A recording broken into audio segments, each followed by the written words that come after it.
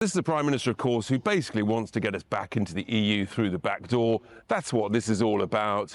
Cozying up, chummy, freedom of movement, taking their rules and regulations. I mean, let's just remember, to all of those who say, what's wrong with their rules and regulations? I'll tell you what's wrong.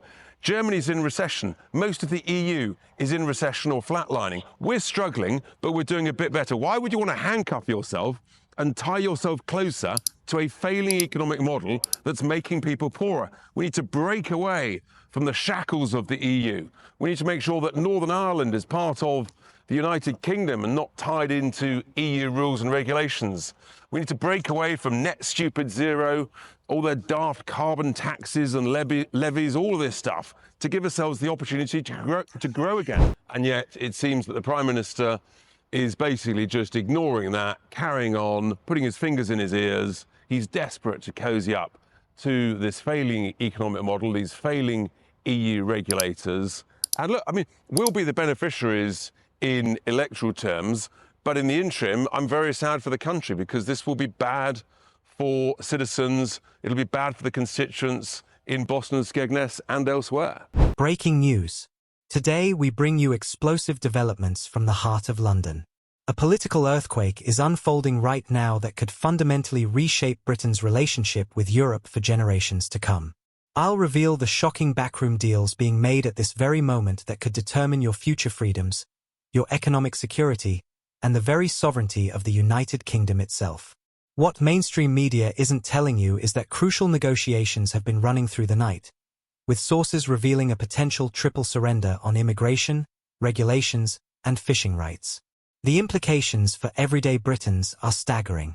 If you care about Britain's independence, your family's economic future, or simply want to know what your government is hiding from you, you need to stay with me till the end of the video. This isn't just another political story. This is about your life and your future.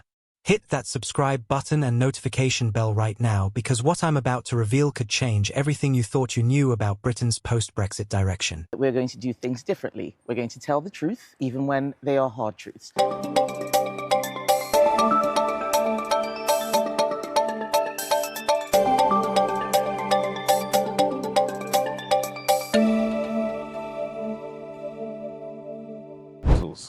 And finally and briefly, Richard, why isn't the government more open with us? I mean, I think that if you explain to the populace and say, look, this is what we're trying to do, this is what we're hoping to do, people are more likely to maybe think, OK, we'll give you a chance on that. We'll see where you're heading with this. Why do you think it's all so secretive? Well, it's obvious, isn't it? Because they've got something to hide. They don't want to admit the truth. But I think never underestimate the gut instinct and the common sense of the British voter who sent a message to the government just a couple of weeks ago, don't sell us out, Prime Minister. And yet what's he doing? He's selling us out on freedom of movement. And, we just haven't got border controls, the visa mechanisms to be properly monitored and supervised by our useless Home Office. And we will see huge abuse and we will see the suppression of British wages and more pressure on British housing, British healthcare, and that's not good. In fact, it's very bad. As we speak, a major UK-EU summit is taking place behind closed doors in London.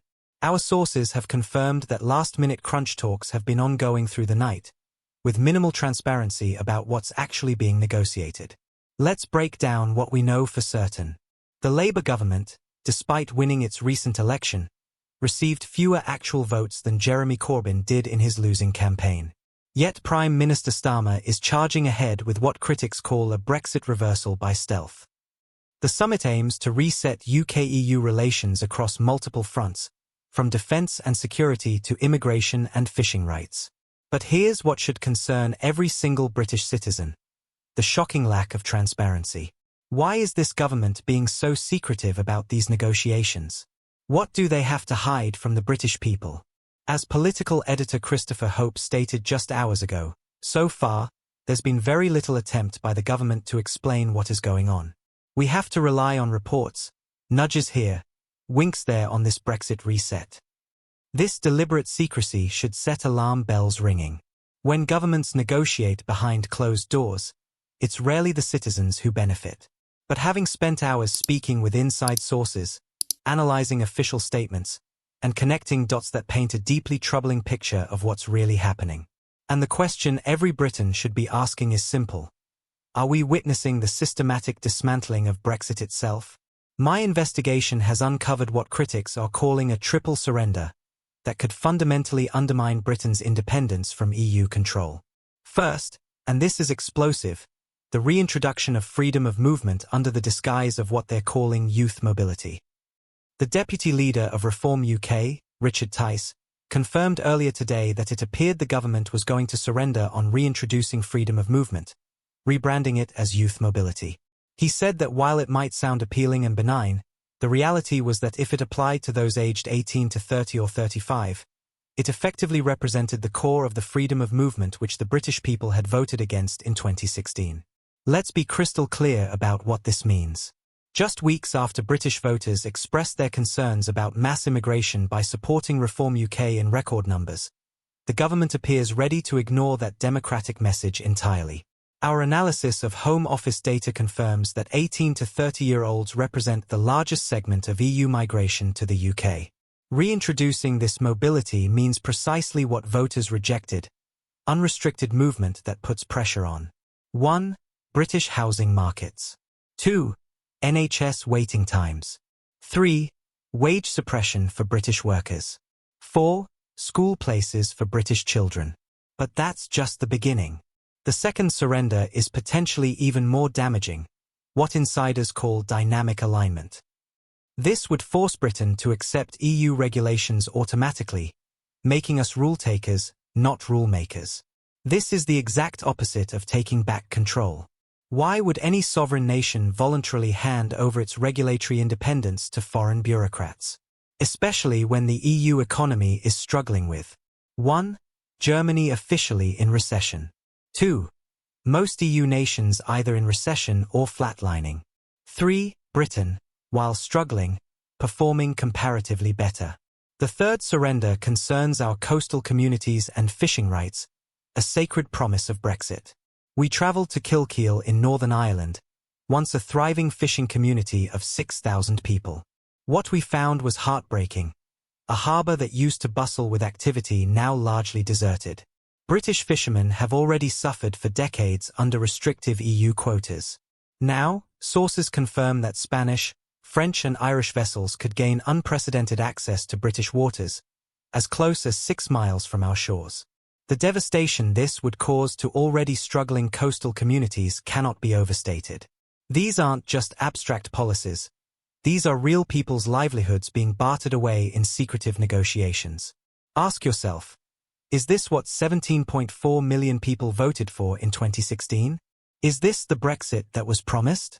The government claims it has imposed a Brexit triple lock on negotiations, promising no return to the single market, customs union, or freedom of movement.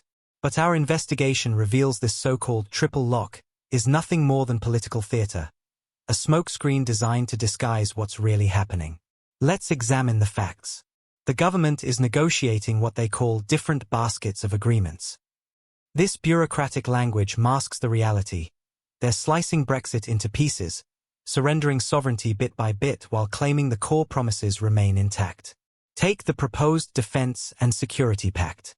Worth potentially €150 billion in contracts, British negotiators reportedly want greater than 15% access, the limit French officials are pushing for. This might sound reasonable on the surface, but here's what they're not telling you. Many of these agreements would likely fall under European Court of Justice jurisdiction, meaning British courts would no longer have the final say over British laws. This is a direct contradiction of taking back control. They're promoting shorter airport queues as a major win, but at what cost? Convenience at airports in exchange for fundamental sovereignty? The most troubling aspect is the potential deal on food and agricultural products, what they call phytosanitary products. Our sources confirm this would mean accepting EU regulations without having any say in creating them, the very definition of becoming a rule taker, not a rule maker. Quoting Richard Tice, "Are we rule takers, not rule makers, and that's where there'll be big concerns, I think, for the Brexiteers, Reform UK and the Tories." This matters because when you surrender regulatory control, you surrender the ability to set your own economic destiny. You surrender the freedom to innovate, to compete, to chart your own course. And that's precisely what 17.4 million Britons voted against in 2016. Beyond the political implications, these secret negotiations could have profound economic consequences for every British household. Let's examine what dynamic alignment with EU regulations would really mean for your wallet. 1. Higher energy costs as Britain would be forced to comply with EU net zero policies that even Germany is now backing away from.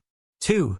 Increased food prices as agricultural regulations limit British farmers' autonomy and competitiveness. 3. Decreased wage growth as renewed freedom of movement puts downward pressure on salaries. An economic analysis says that while Britain has faced challenges since Brexit, the flexibility to set our own regulations has been critical to weathering global economic storms better than many EU nations. France's unemployment rate remains stubbornly high at 7.5%. Italy's debt-to-GDP ratio is approaching 150%. Germany, the supposed economic powerhouse of Europe, has entered a technical recession. By contrast, the UK has shown resilience. Not because rejoining EU regulatory frameworks would help, but because regulatory independence allows faster adaptation to changing economic conditions. For fishing communities like Kilkeel in Northern Ireland, the stakes couldn't be higher. As the reporter discovered, the harbour had once been full to the brim with fishing boats and was part of a massive industry. However, over the 1980s and 1990s, cod in the Irish Sea became scarce. Fishermen were accused of overfishing, and many vessels were subjected to quotas. As a result, numerous boats were eventually decommissioned. Now, just as these communities were hoping for revival through reclaimed fishing rights, they face new threats from these negotiations. This isn't just about fish, it's about communities, livelihoods, and a government potentially sacrificing its own citizens' economic well-being to cozy up to Brussels bureaucrats. The question we must ask is simple. Who actually benefits from these secret negotiations? It's certainly not British workers, who face renewed wage competition. It's not British taxpayers, who will fund the inevitable costs of these agreements. It's not British businesses, who will be forced to comply with regulations they have no say in creating. It's not coastal communities, who see their livelihoods threatened once again. Richard Tice provides a compelling answer.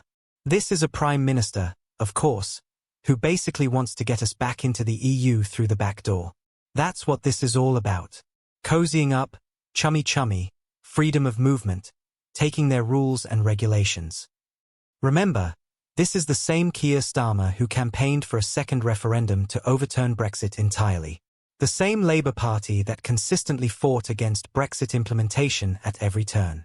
Our analysis of recent polling shows the majority of Britons still want the core Brexit promises honoured: control of borders, laws, and trade policy. Yet these negotiations appear to undermine all three. Is this a case of political elites ignoring the will of the people? Of a government pursuing its own ideological agenda regardless of democratic mandates? The evidence is increasingly difficult to ignore. So what happens next? Our sources inside Westminster confirm several critical developments on the horizon. 1. Further negotiations on specific baskets will continue behind closed doors in the coming weeks. 2. Parliamentary scrutiny will be limited, with government likely to minimize debate on specific agreements. 3. Implementation could begin as early as next month, with gradual erosion of Brexit safeguards. The most concerning aspect is the lack of transparency. These profound changes to Britain's relationship with the EU are happening with minimal public scrutiny or debate. Democracy thrives on openness, on governments being accountable to the people they serve. Yet, as Christopher Hope noted, why isn't the government more open with us? I think that if you explain to the populace and say, look, this is what we're trying to do. This is what we're hoping to do. People are more likely to think, okay, we'll give you a chance on that. The response from Richard Tice was telling. Well, it's obvious, isn't it? Because they've got something to hide. They don't want to admit the truth. Whether you voted Leave or Remain in 2016, this should concern you deeply. Democratic decisions should not be reversed through backdoor negotiations and bureaucratic sleight of hand. We've uncovered a pattern of secrecy, surrender, and subversion of democratic will that should alarm every British citizen regardless of political affiliation. The question now is what we, the people, will do about it. Will we accept this stealth reversal of Brexit? Will we allow our sovereignty to be traded away piece by piece? Or will we demand transparency, accountability, and respect for democratic decisions? The coming weeks will be critical. This channel will continue investigating, continue revealing what others won't, and continue fighting for your right to know what your government is doing in your name. If this information matters to you, if you believe in true democracy and transparency, then like this video, subscribe to this channel, and share this breaking report with everyone you know. The power to protect Britain's future lies with an informed public.